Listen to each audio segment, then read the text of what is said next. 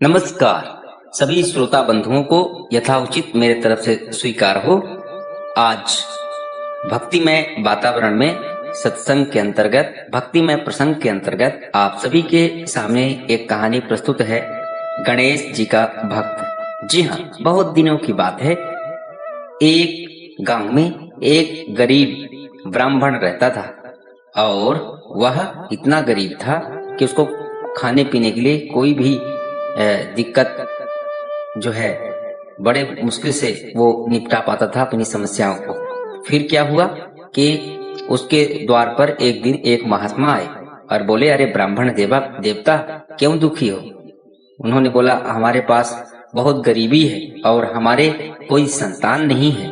संतान चिंता में हम डूबे जा रहे हैं, महाराज कोई उपाय बताइए। तब महात्मा ने कहा, आप श्री गणेश भगवान की पूजा करें, वो रिद्धि सिद्धि के दाता हैं और सभी दुखों को हरने वाले हैं। आपकी समस्या का निवारण वो अवश्य करेंगे। आप बड़े ध्यान से उनकी पूजा रोज नित्य कीजिए। यह सोचकर ब्राह्मण बहुत खुश हुआ और साधु बाबा वहां से अंतर्ध्यान हो गए। तब वह उसी दिन से गणेश भगवान की मनोयोग से खूब विधि विधान से पूजा करने लगे। ब्राह्मण और ब्राह्मणी नित दिन गणेश की पूजा करते करते कई साल बीत गए, लेकिन भगवान गणेश प्रसन्न नहीं हुए। एक दिन ब्राह्मण को अत्यंत क्रोध आया। बोले, मैं इतने साल से मूर्ति के सामने जाके बोले, गणेश जी की मूर्ति एक स्थापित की, उनके सामने वो बोले, मैं इतने साल से भगवान आपकी पूजा कर रहा हूँ, लेकिन आपने अभी तक हमें कोई दर्शन नहीं दिया। तो बताइए आपके दर्शन कैसे होंगे? वहां से मूर्ति से कुछ आवाज नहीं आई। फिर ब्राह्मण ने बोला, बताइए गणेश भगवान आपके दर्शन कब होंगे? फिर कोई आवाज नहीं आई।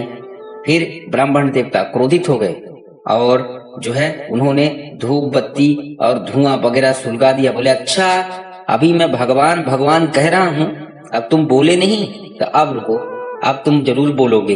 और वो धुआं कंडा उंडा सुलगा दिया। बोले, जब तुम्हें धुआं लगेगा ना तब तुम्हें समझ में आएगा।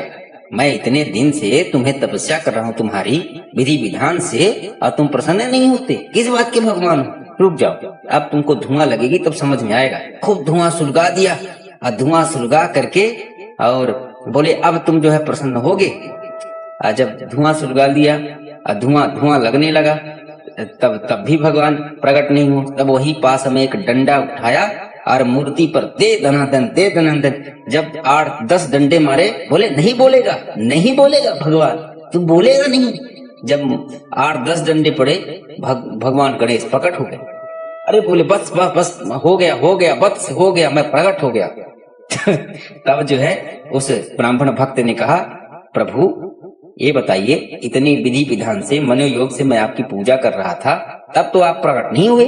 जब आपको धुआं लगी, 8-10 डंडे पड़े, तब आप प्रकट हो गए।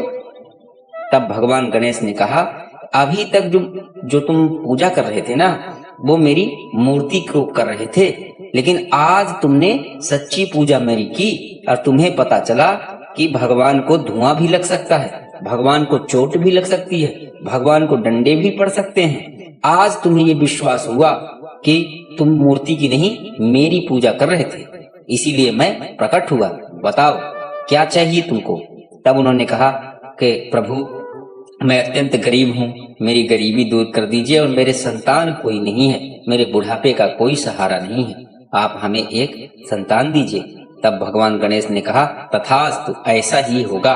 कह करके भगवान गणेश बहुत सारा आशीर्वाद देकर जो है वहां से अंतर्ध्यान हुए। और कुछ दिन बाद ब्राह्मण एवं ब्राह्मणी के घर एक सुंदर पुत्र का जन्म हुआ और सारी गरीबी उनकी दूर हो गई और वो अच्छे से राजपाट करने लगे, सुख पूर्वक रहने लगे।